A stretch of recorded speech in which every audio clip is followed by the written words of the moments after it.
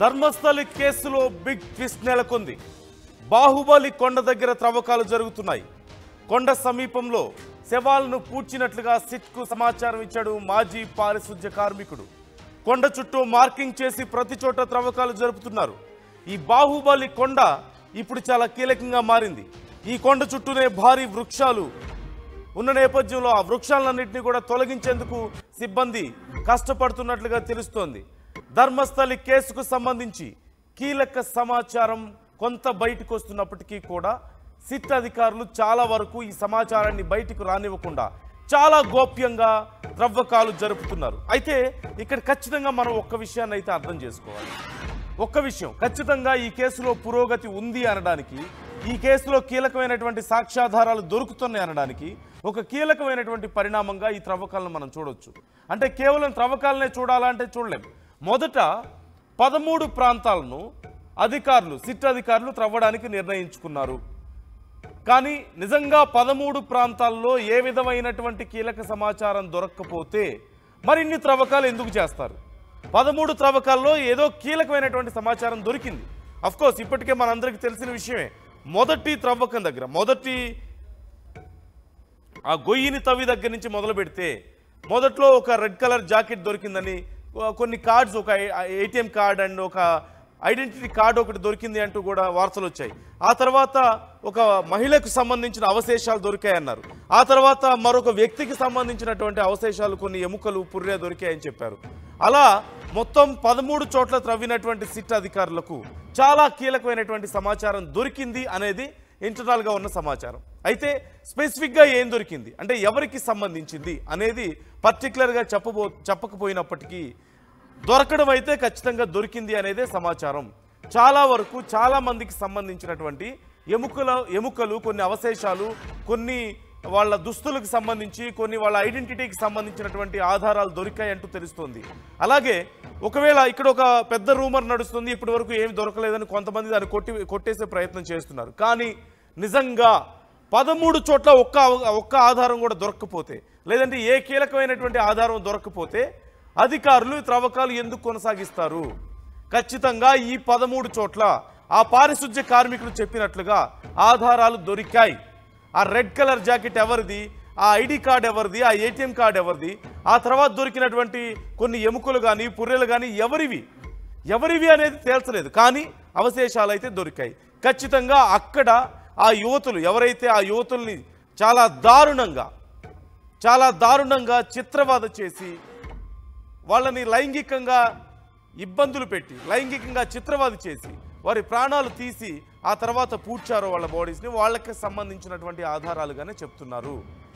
కానీ ఇక్కడ ఒక కీలకమైన అంశం ఏంటంటే ఆ పుణ్యక్షేత్రం ఏదైతే ఉందో ఆ పుణ్యక్షేత్రానికి సంబంధించి ధర్మస్థలి టెంపుల్కి సంబంధించినటువంటి మేనేజ్మెంట్ ఎవరైతే నిర్వాహకులు ఉన్నారో వాళ్ళు కోర్టుకు వెళ్ళడం జరిగింది. కోర్టుకు వెళ్ళి ధర్మస్థలి చుట్టూ ఇక్కడ ఎవరైతే ఈ ధర్మస్థలి ఆలయాన్ని చూసుకుంటున్నారో, ఇన్నేళ్లుగా కొనసాగిస్తున్నారో వాళ్ళ మీద, ధర్మకర్తల మీద, వాళ్ళ మీద కేసులు వస్తున్నాయి, వాళ్ళ మీద అనుమానాలు వస్తున్నాయి. దేశవ్యాప్తంగా వాళ్ళ మీద చర్చ జరుగుతోంది. ఇది మంచి పరిణామం కాదు, దీనికి సంబంధించి ఆర్డర్స్ ఇవ్వండి, అలాంటివి చేయకుండా మీడియా దీని గురించి చెప్పకుండా ఆర్డర్స్ ఇవ్వండి అంటూ కూడా వెళ్ళడం జరిగింది. కానీ కోర్టు చెప్పింది అలా ఇవ్వడానికి కుదరదు, గ్యాగ్ ఆర్డర్స్ మేము ఎలా పడితే అలా ఇవ్వం, విచ్చలవిడిగా మీరు అడిగారు కదా అని చెప్పి మేము ఎందుకు ఇస్తాం గ్యాగ్ ఆర్డర్స్? ఖచ్చితంగా ఆధారాలు, బలమైనటువంటి కారణాలు ఉంటేనే ఇస్తాం. అసలు ఇప్పటి వరకు మీకు దొరికినటువంటి సమాచారాన్ని ముందు మాకు ఇవ్వండి అని చెప్పి కోర్టు వాళ్ళకి మొట్టికాయలు వేసి వెనక్కి పంపించింది. అంటే మీడియా చూపించకూడదని వాళ్ళు చెప్తున్నారు, మీడియా అక్కడ కవర్ చేయకూడదని చెప్తున్నారు. అప్పుడు ఈజీ అవుతుంది కదా ఈ కేసుకు సంబంధించి ఏదైనా ఆధారాలు దొరికితే క్లియర్ చేయడానికి. కానీ అధికారులు ఈ బాహుబలి కొండ చుట్టూ మరిన్ని త్రవ్వకాలు జరపాలి అంటూ నిర్ణయం తీసుకున్నారంటే 13 చోట్ల ఏదో కొన్ని కీలకమైనటువంటి సమాచారం దొరికింది అనేది మాత్రం తెలుస్తోంది. కాకపోతే అవి ఎవరికి సంబంధించినవి ఏంటి అనే వివరాలు బయటికి రావడం లేదు. చిలవల పలవలుగా కొన్ని రకాలైనటువంటి ఊహాగానాలు వచ్చినప్పటికీ దానికి సంబంధించి ఎవరికి సంబంధించినవి, నిజంగా అక్కడ ఎవరైతే చంపబడ్డారో వాళ్ళకి సంబంధించినవేనా, ఆ మహిళలకు సంబంధించినవేనా అనే ప్రశ్న వచ్చినప్పుడు అవును అనే సమాధానం వస్తుంది. కానీ ఎవరు అనేది ఐడెంటిఫై చేస్తున్నారు. ఇంటర్నల్గా సమాచారం, ఇంటర్నల్గా దీనికి సంబంధించి ఫోరెన్సిక్ డిపార్ట్మెంట్ కష్టపడుతుంది, పోలీస్ డిపార్ట్మెంట్ కష్టపడుతుంది, అలాగే బృందం, సిట్ అధికారుల బృందం అంతా తీవ్రంగా శ్రమిస్తున్నారు. ఏ ఒక్క సమాచారాన్ని కూడా బయటికి రానివ్వడం లేదు. ఎందుకంటే ఏదైనా సమాచారం ఇదిగో పలానా వ్యక్తికి సంబంధించి పలానా మహిళకు సంబంధించిన అవశేషాలు ఇవి అంటే వెంటనే ఆ కుటుంబం కూడా ఏమన్నా అయిపోతుందేమన్న భయం ఉంది. అలాగే ఈ కేసును మలుపు తెప్పే విధంగా ఆ పారిశుధ్య కార్మికుడు చెప్పింది నిజం అని చెప్పడానికి ఎక్కువ ఆధారాలు దొరికాయని కనుక ఏదైనా సమాచారం వస్తే అవసరమైతే సిట్ అధికారులకు కూడా ప్రమాదం పొంచి ఉంది అనే అభిప్రాయాలు వ్యక్తమవుతున్నాయి.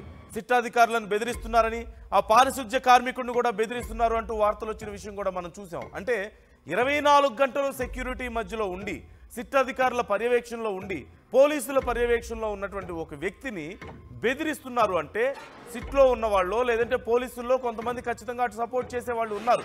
ఇప్పుడు ప్రత్యేకంగా ఉండడం కూడా కాదు, గతం నుంచి అక్కడ అనేక మంది మిస్ అయ్యారంటూ కేసులు పెట్టిన వాళ్ళ మీద కూడా పోలీసులు చాలా దురుసుగా ప్రవర్తించారు గతంలో అని కొన్ని వార్తలు కూడా మనం వింటూనే ఉన్నాం. చాలామంది మాట్లాడారు, కేసులు తీసుకోకపోవడం, కేసులు పెట్టడానికి వచ్చిన వాళ్ళ మీద కూడా దురుసుగా ప్రవర్తించడం, ఇంకా ఎక్కువ మాట్లాడితే వాళ్ళ మీదే కేసులు పెట్టడం, ఇంకా ఎక్కువ మాట్లాడితే అసలు వాళ్ళు కనిపించకుండా పోవడం.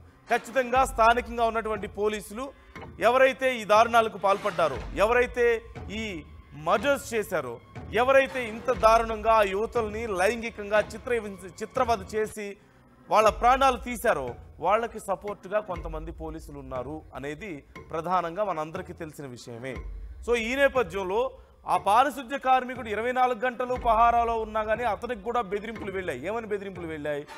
నువ్వు ఎవరో పంపిస్తే, ఎవరో నిన్ను ప్రోత్సహిస్తే కావాలని ఇలా కేసు పెట్టాను అని చెప్పాలి అనేది వాళ్ళు చేసినటువంటి బెదిరింపు. అలా చెప్పకపోతే నేను నీ ప్రాణాలు తీసేస్తామని చెప్పేసి ఆ వ్యక్తిని బెదిరిస్తున్నారంటే, 24 గంటలు సెక్యూరిటీ మధ్య ఉండే వ్యక్తిని కూడా బెదిరిస్తున్నారంటే ఎంత పవర్ఫుల్ వ్యక్తులో మనకు అర్థమవుతుంది, ఎంత దారుణంగా వాళ్ళు వ్యవహరిస్తున్నారో అర్థమవుతుంది.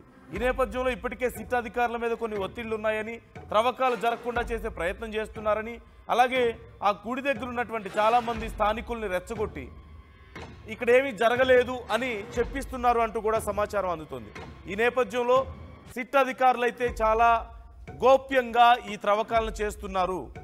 ఎవరైతే ఫోరెన్సిక్ డిపార్ట్మెంట్ ఉందో వాళ్ళకి ఆ ఎక్కడైతే త్రవ్వకాలు జరుపుతున్నారో అదే స్థలంలో ప్రత్యేకంగా వారికి ఏర్పాట్లు చేస్తున్నారు. అంటే ఆధారాలు దొరికిన వెంటనే వాటికి సంబంధించి వాటిని ప్రిజర్వ్ చేయడం అయినా సరే, ఆధారాలు ఉన్నటువంటి దొరికినటువంటి ఎముకల నుంచి ఆ DNA శాంపిల్స్ తీసుకోవడానికైనా సరే, అక్కడ టెస్టులు చేయడానికైనా సరే అన్ని రకాలుగా అక్కడికక్కడే ఏర్పాట్లు చేస్తున్నారు. ఎందుకని? బయటికి వెళ్తే ఆధారాలు మాయమవచ్చు, బయటకు వెళ్తే అధికారుల మీద ఒత్తిడి పెరగవచ్చు, బయటికి వెళ్తే ఇంకే రకంగా అయినా సరే ఇన్ఫ్లుయెన్స్ చేయవచ్చు అనేది ప్రధానంగా ఇక్కడ ఉన్నటువంటి భయం.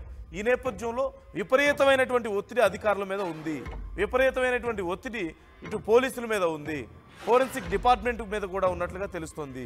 వాళ్ళకి చాలామందికి బెదిరింపు కాల్స్ వస్తున్నట్లుగా సమాచారం, చాలామందిని బెదిరిస్తున్నారు.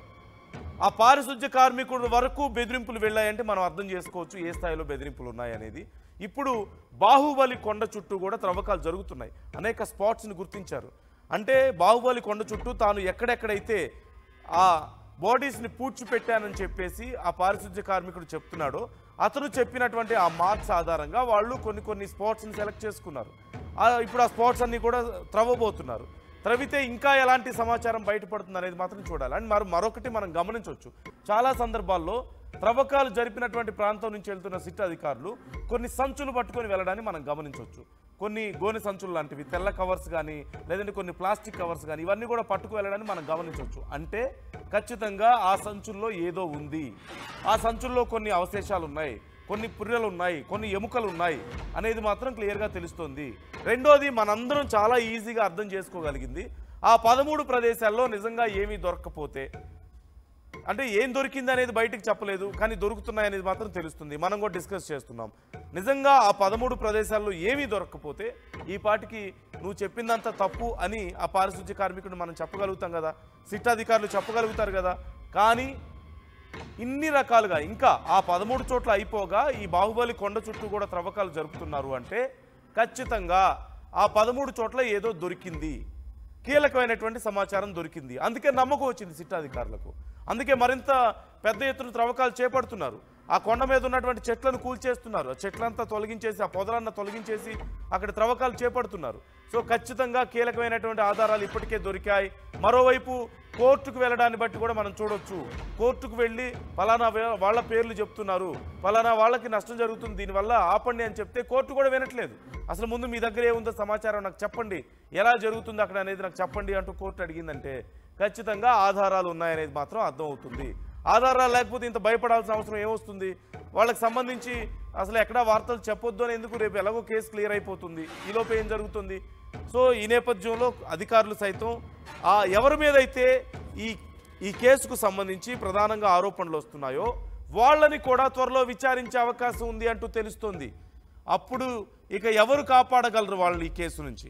ఇప్పటికే దేశవ్యాప్తంగా సంచలనంగా మారింది. ఒక్క విషయంలో మాత్రం వాళ్ళు సక్సెస్ అయ్యారు. ఏంటి అంటే స్థానికంగా ఉన్నటువంటి ఆ ఊరి ప్రజల్ని ఎలాగో మభ్యపెట్టి వాళ్ళని భయపెట్టి ఇక్కడంతా కూడా అభివృద్ధి ఆగిపోతుంది, పనులు ఆగిపోతాయి, ప్రజలు రావడం మానేస్తారు, మీ జీవనోపాధి దెబ్బతింటుంది, మీ ఊరంతా కూడా ఒక బ్లాక్ లిస్ట్లోకి వెళ్ళిపోతుంది, మీ ఊరిని ఎవరు అందరూ వెలివేస్తారో అని రకరకాలుగా వాళ్ళకి అభూత కల్పనలు కల్పించి వాళ్ళని భయపెట్టి ఇక్కడేమి ఇన్ని రోజులు ఒక యువతి మాయమైంది అంటేనో, ఒక వ్యక్తి మాయమయ్యాడంటేనో, లేదంటే 8 గంటల తర్వాత బయటికి వెళ్ళాలంటేనో భయపడే పరిస్థితి. ఒక వ్యక్తి మాయమైతే ఇంకా మానేయండి, వాళ్ళ గురించి ఆలోచిస్తే మీరు కూడా మాయమైపోతారు అని చెప్పేటువంటి ఆ ఊర్లో ఇప్పుడు సడన్గా ఏమీ జరగలేదు అని చెప్తున్నారంటే వాళ్ళని ఎలా బ్రెయిన్ వాష్ చేస్తున్నారో, ఎలా వాళ్ళని మభ్యపెడుతున్నారో మనం చూస్తున్నాం. వాళ్ళని భయపెడుతున్నారు. మీ జీవనోపాధి పోతుంది, మీ జీవితాలు దెబ్బతింటాయి, మీ ఊరే లేకుండా పోతుంది అంటూ రకరకాలుగా వాళ్ళని భయపెడుతున్నారు. అందువల్ల వాళ్ళు ఏమి జరగలేదు, ఇక్కడ అంతా నార్మల్ అని చెప్పే ప్రయత్నం చేస్తున్నారు. ఒకప్పుడు ఎవరైతే 8 గంటల తర్వాత బయటికి వెళ్ళొద్దని హెచ్చరించేవాళ్ళు, ఒకప్పుడు ఎవరైతే అక్కడ మిస్ అయినటువంటి మహిళల కోసం పోరాటం చేశారు, ఒకప్పుడు ఎవరైతే ఒక మహిళ ఒక వ్యక్తితో మిస్ అయితే వాళ్ళ కోసం మీరు వెతకొద్దు, ఇవన్నీ కామనే, ఇక్కడ వెతికితే మీరు కూడా మాయమైపోతారు, మీ ప్రాణాలు కూడా పోతాయని హెచ్చరించారు. ఇప్పుడు వాళ్ళే ఏం జరగలేదని చెప్తున్నారంటే పరిస్థితి మనం అర్థం చేసుకోవచ్చు ఎంత సీరియస్గా ఉందో, ఎంత స్థాయిలో ఇన్ఫ్లుయెన్స్ చేయగలుగుతారో మనం అర్థం చేసుకోవచ్చు. ఈ విషయంలో అటు కేంద్రం కూడా చాలా సీరియస్గా ఈ విషయాన్ని ఆలోచిస్తున్నట్లుగా తెలుస్తుంది, ఎప్పటికప్పుడు పరిశీలిస్తున్నట్లుగా తెలుస్తుంది.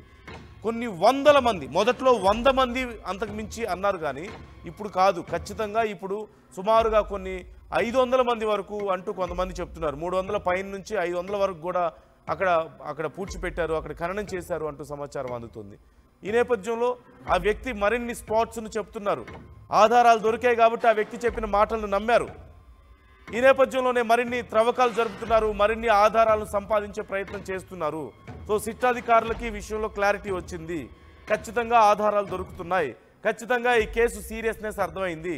మరోవైపు ఆ వ్యక్తి దగ్గరికి బ్లాక్మెయిల్ చేసే వాళ్ళు వెళ్ళగలుగుతున్నారంటే ఎంత పవర్ఫుల్గా అవతల వాళ్ళు ఉన్నారో మనం అర్థం చేసుకోవచ్చు.